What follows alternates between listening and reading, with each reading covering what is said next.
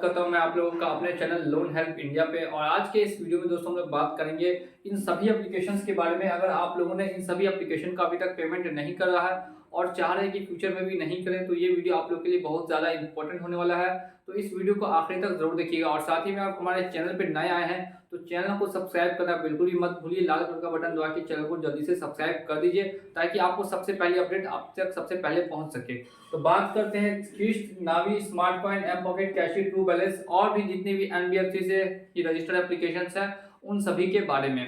तो अगर आप लोग इस सभी एप्लीकेशन का पेमेंट नहीं कर पाएंगे तो ये एप्लीकेशन वाले आपको दोस्तों तंग करना स्टार्ट कर देते हैं, हरेसमेंट करना स्टार्ट करते हैं। इससे पहले आप लोगों को पता ये होना चाहिए कि जो आप लोगों ने दोस्तों पैसा लिया है या लोन लिया है तो वो पैसा आपको किसने दिया है। तो वो पैसा दोस्तों आपको कोई कंपनी वाले देते हैं या फिर इन्वेस्टर देते हैं, ना कि आपको सरकार की तरफ से पैसा आया है।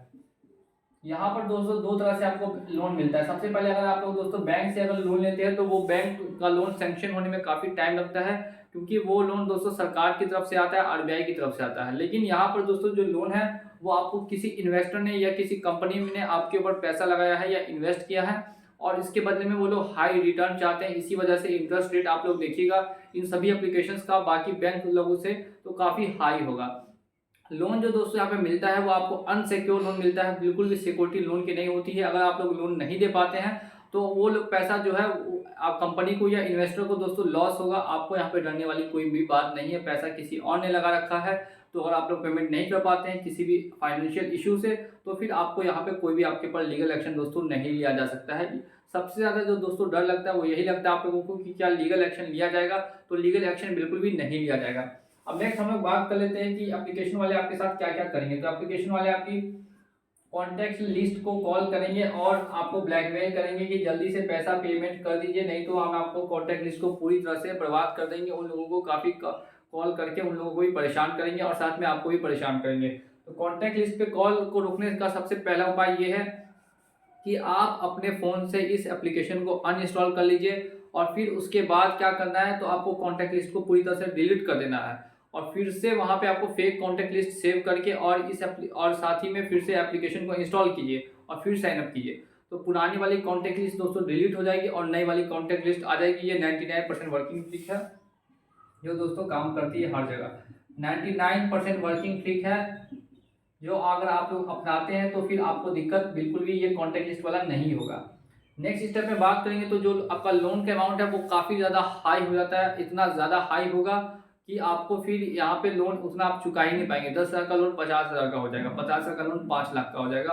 अगर आप लंबे समय तक पेमेंट नहीं कर पाते तब daily charges, fines plus extra लगते लगते आपका लोन इतना ज़्यादा हैवी कर देता है। लेकिन ये सारी एप्लीकेशन दोस्तों मैं बस बता देता हूँ कि अनसिक्योर लोन प्रोवाइड करती है, पर्सनल लोन प्रोवाइड करती है, जिसमें कि अगर आप लोग लोन का पेमेंट नहीं कर पाते हैं तो आपके ऊपर कोई भी कार्रवाई नहीं की जा सकती। लेकिन ये लोग आपको डराएंगे, क्योंकि कोई भी पैसा अगर आपके ऊपर लगाता है तो वो पैसा आपसे कमाना चाहता है, आपसे पैसा वसूलना चाहता है। इसीलिए वो लोग क्या करते हैं कि कुछ पैसा आपके घर के आसपास कोई किसी एजेंट को दे देंगे जो कि फर्जी होता है दोस्तों, रियल नहीं होता है। अगर आप उससे आईडी प्रूफ मांगेंगे तो वो कोई भी आईडी प्रूफ आपको दिखा नहीं पाएगा, इसकी मैं 100% आपको गारंटी दे रहा हूँ।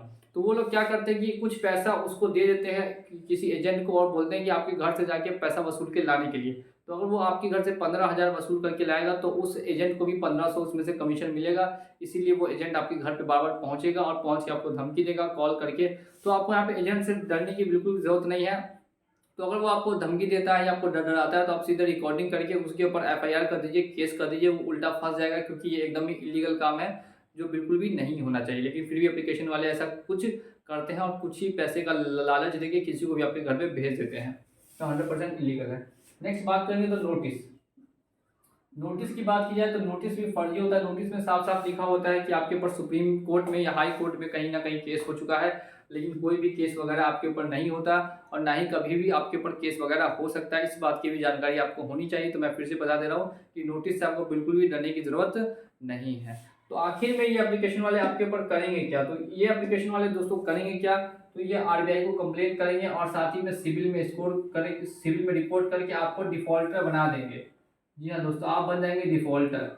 सरकार के घर में अब आप डिफॉल्टर बन चुके हैं। अब आपको कहीं से भी कोई अदर लोन नहीं दिया जाएगा।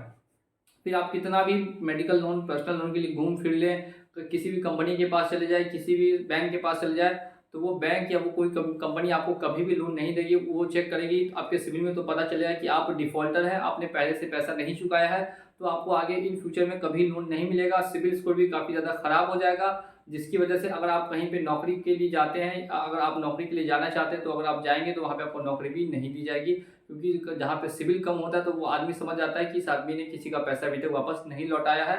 तो अगर आप लोग पैसा नहीं लौटाते हैं तो आप लोग सिर्फ़ और सिर्फ दोस्तों सरकार के घर में डिफ़ॉल्टर बन जाते हैं। इसके अलावा ये एप्लीकेशन वाले आपका कुछ नहीं उखाड़ सकते।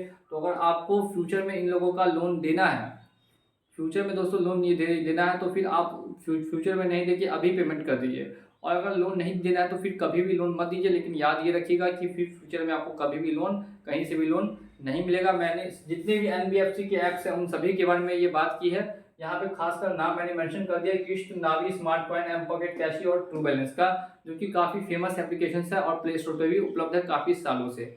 तो उम्मीद करता हूँ कि वीडियो आपको पसंद आई होगी। तो वीडियो को दोस्तों लाइक करना बिल्कुल भी मत भूलिएगा, और अगर आपने अभी तक चैनल को सब्सक्राइब नहीं किया तो सब्सक्राइब कर दीजिए। मिलेंगे अगली वीडियो में।